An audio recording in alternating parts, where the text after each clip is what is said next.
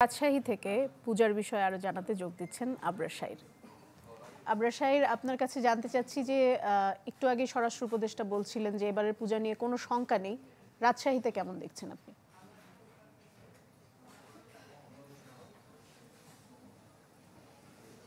এখন পর্যন্ত আসলে শেষ মুহূর্তের প্রস্তুতি চলছে মণ্ডপগুলোতে। আমরা এখন যেই মণ্ডপে আছি সেটির নাম উৎসর্গ, নগরীর আলুপট্টি এলাকা। তবে বেশিরভাগ মণ্ডপেই কাজ শেষ হয়নি এবং দেবীকে কিন্তু থানেও তোলা হয়নি। অনেক জায়গাতে সেখানে সংস্কার কাজ চলছে শেষ সময়ের মতো। নিরাপত্তার বিষয়টাতে যদি আসি, দফায় দফায় প্রশাসন এখানে সম্মেলন করেছে জেলা প্রশাসকদের নিয়ে, বিভাগীয় পর্যায়ে, জেলা পর্যায়ে, পুলিশ, তারপরে র্যাব, বিজিবি সকলের সাথেই কিন্তু কথাবার্তা হয়েছে। এখন পর্যন্ত রাজশাহীতে, শুধু রাজশাহী জেলায় মণ্ডপের সংখ্যা ৩34টি, গতবারে যেটি ছিল ৩৮৮টি।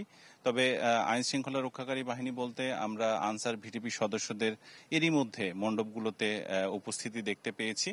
পুলিশের সদস্যরাও চলে আসবে বিকালের মধ্যে এবং সেনাবাহিনীর বেশ কিছু টিমকে আমরা মণ্ডপে মণ্ডপে তাদের খোঁজ খবর নিতে দেখেছি এবং তাদের মোবাইল নম্বর, যোগাযোগ করার যে ইমার্জেন্সি নম্বর, সেগুলো দিতে দেখেছি। ফলে নিরাপত্তা নিয়ে কোনো শঙ্কা এখন পর্যন্ত পূজা কমিটি কিংবা যারা পুজোর সাথে জড়িত তাদের কোনো শঙ্কা আমরা দেখিনি এখন পর্যন্ত। পুলিশ, রাজশাহী রেঞ্জের পুলিশ বলছে যে এবারে বিভাগের যে ৮ জেলা, সেখানে পূজা মণ্ডপের সংখ্যা ৩,৬২৮টি, গত বছর ছিল ৩,৭26টি।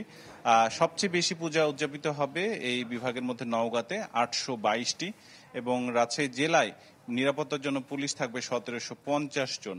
ফলে এখন পর্যন্ত সব জায়গাতেই শেষ প্রস্তুতি চলছে, কোনো ধরনের শঙ্কা কিন্তু দেখিনি। আগামীকাল সকাল থেকে ষষ্ঠীর যে বোধন সেটি শুরু হবে এবং তারপরে মূল আনুষ্ঠানিকতা।